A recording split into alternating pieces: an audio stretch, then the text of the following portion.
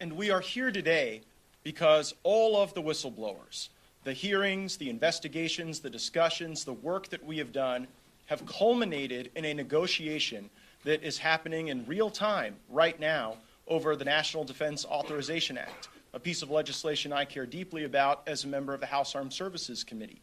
And in that negotiation, we are fortunate that the amendment Congressman Burchett offered to the House version of the NDAA provides a beachhead for us to be able to get the answers and to be able to demand the transparency that is necessary. It is insufficient, though, to seek this transparency from the Department of Defense alone. We have to have cooperation so that Title 50 authorities through the intelligence community are also subject to review, that the FAA, the NSA, the FBI, even state and local authorities that have information are able to have that cataloged, assessed, and then put out before the public.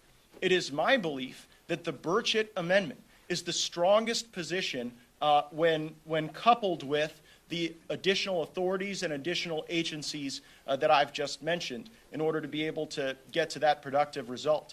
Unfortunately, we have members of the House Intelligence Committee and the Senate Armed Services Committee who right now are frustrating the effort that we are putting forward in order to be able to obtain the information and to move forward.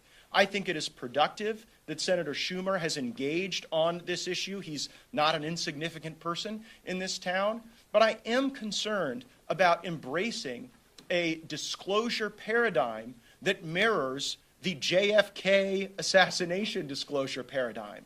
I don't know that there are any Americans who would view the JFK assassination disclosure paradigm as some sort of vaulted standard. Time and again, we've seen that system fail.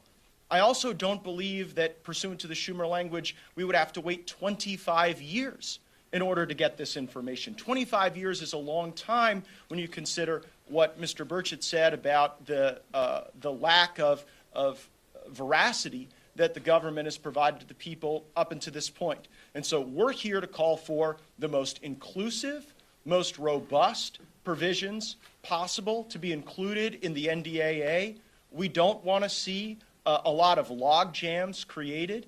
And in the event that there's any designation of a national security concern regarding disclosure, we believe that this information can no longer be siloed with the entities that have frustrated disclosure. That there should be broader briefings to members of Congress, that the Oversight Committee, which many of my colleagues here serve on, should be receiving those briefings, that the Armed Services Committee should be receiving those briefings, and it should not just be the fiefdom of the Intelligence Committee and the intelligence community. And if we achieve that objective, I think we can start to restore some of the trust the public has. But as we work through the finer points of that legislation, we felt it was important today to come forward and express where the log jams exist, where the opportunities lay before us, and we will pursue those with great vigor.